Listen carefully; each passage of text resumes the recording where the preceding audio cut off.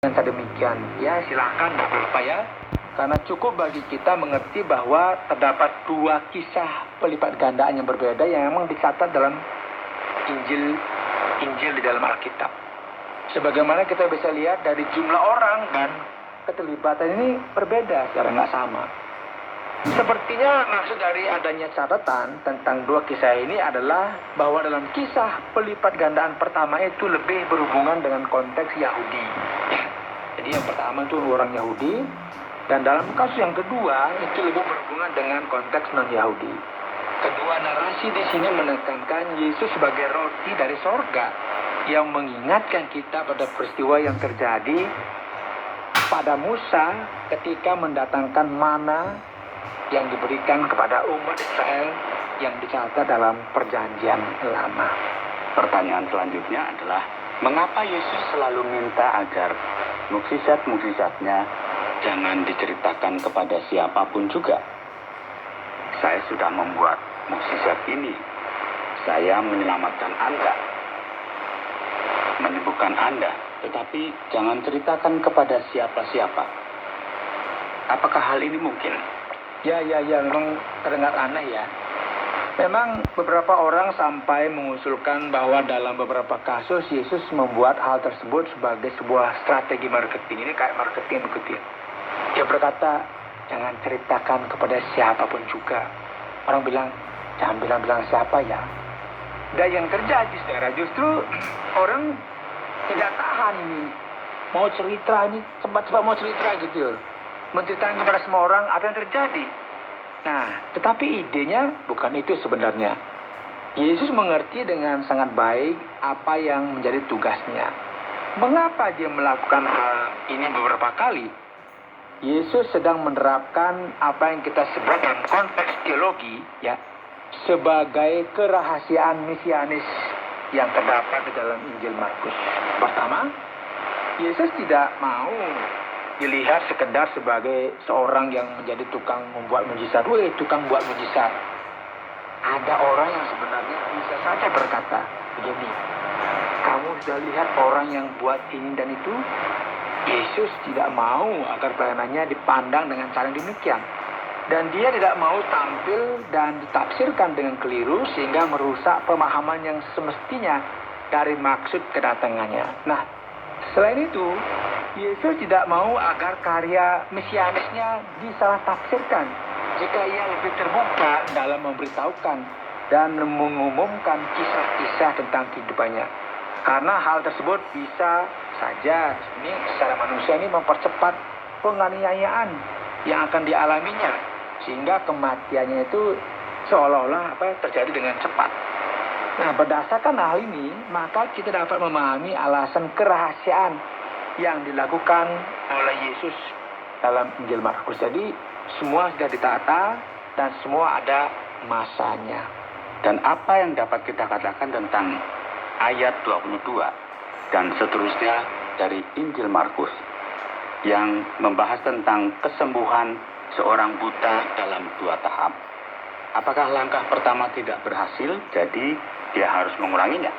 Hal yang harus kita sadari bahwa Yesus sebenarnya membuat banyak mukjizat dan tanda-tanda yang tidak dijelaskan secara rinci di dalam kitab-kitab Injil. Kisah-kisah mukjizat dan penyembuhan yang diceritakan itu juga mempunyai suatu maksud untuk mendidik, suatu tujuan yang jelas untuk mengajarkan sesuatu kepada kita. Jadi semua mukjizat itu dituliskan itu ada tujuannya. Kita melihat bahwa orang buta disembuhkan secara bertahap. Hal yang menunjukkan bahwa Allah tidak membuat segala sesuatu senantiasa dengan cara yang sama. Kadang-kadang langsung sembuh, kadang-kadang dibuat bertahap. Ya, kita tidak bisa menuntut agar Allah menyembuhkan seseorang dengan langsung. Agar Allah bertindak dengan satu cara saja, dengan satu jenis doa atau mungkin satu jenis metode. Di dalam Injil jelas bahwa soal cara Tuhan bekerja itu beraneka ragam, bervariasi caranya. Dan hal ini juga menunjukkan bagi kita bahwa seringkali cara Allah menyembuhkan kebutaan kita, ini kebutaan kita itu perlahan-lahan, sedikit demi sedikit. Dalam hal inilah yang penting bagi para murid. Sepertinya saudara ya, kebutaan rohani mereka seiring dengan maksud dari tanda-tanda ajaib yang berkaitan dengan pribadi Yesus semakin jelas. Jadi mereka secara pertama tidak mengerti, begitu dibuat tanda-tanda mereka mulai terbuka pelan-pelan, tapi nggak langsung paham siapa Yesus yang sebenarnya. Jadi kita bisa melihat bahwa sifat pelajaran dari peristiwa-peristiwa tentang mujizat-mujizat itu nampak bagi kita itu semuanya apa? Semuanya ada tujuannya. Saya mencoba untuk mengangkat ayat yang ke-33, bagaimana kita bisa atau bagaimana Yesus dapat memanggil muridnya sendiri sebagai iblis. Pak Yohanes, apa yang terjadi dalam bagian berikut ini? Sepertinya sangat keras ya. Kita dapat mengamati bahwa sebenarnya Yesus itu sedang merujuk kepada apa yang berada di balik perkataan Petrus. Jadi apa sih yang menginspirasi sehingga Petrus berkata demikian? Dan hal ini tentu akan menjadi sesuatu yang sangat berguna dalam kehidupan kita karena ya harus diakui banyak orang membayangkan bahwa keputusan seseorang itu ada di dalam orang itu.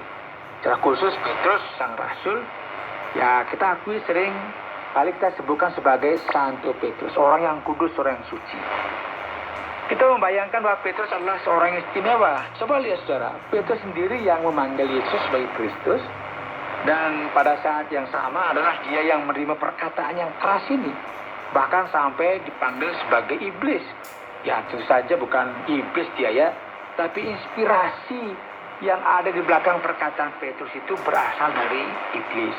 Sehingga menunjukkan bagi kita bahwa siapa saja dapat dipengaruhi oleh si jahat, oleh apa yang bersumber dari iblis. Saudara, kita harus berhati-hati dan harus memberikan perhatian bahwa kita sangat rentan mendapatkan pengaruh seperti yang terjadi pada Petrus. Hal ini tidak berarti bahwa Petrus itu kerasukan roh jahat, tidak ya. Tetapi berarti bahwa dia membiarkan dirinya dipengaruhi oleh sebuah ide yang sebenarnya bersumber dari iblis.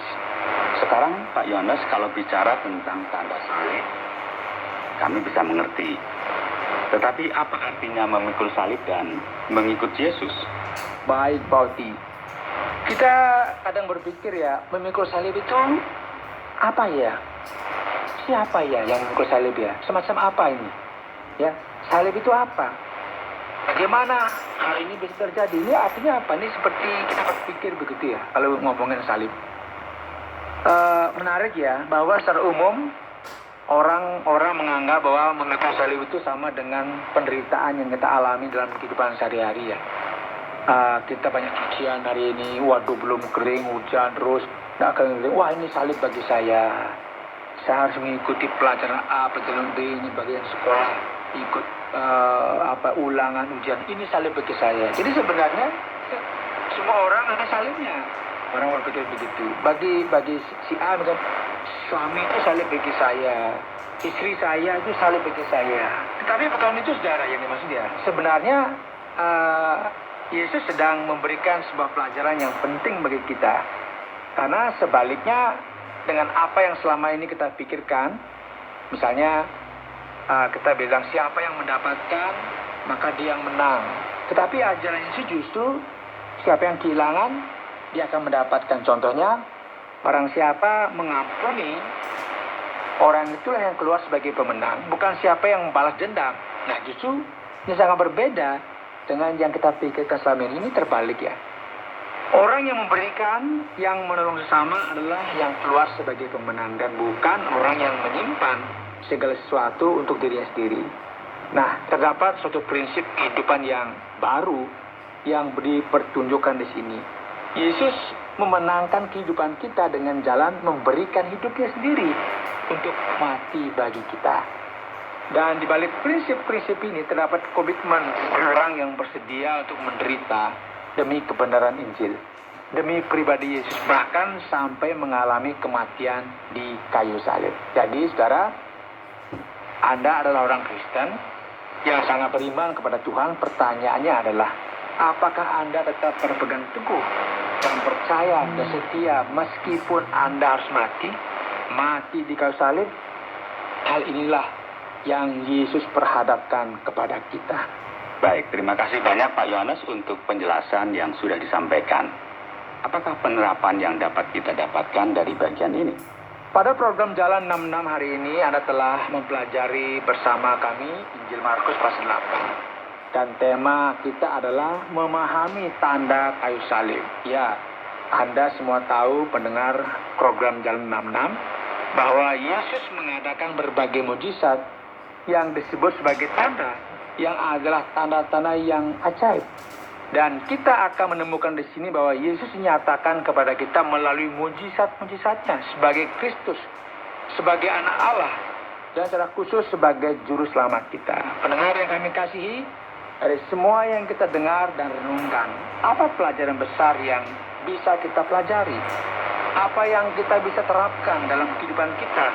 Anda tahu dengan baik bahwa banyak orang melindungi dirinya dengan membuat tanda salib pada tubuhnya. Dan banyak yang bersungut-sungut mengatakan bahwa kehidupannya adalah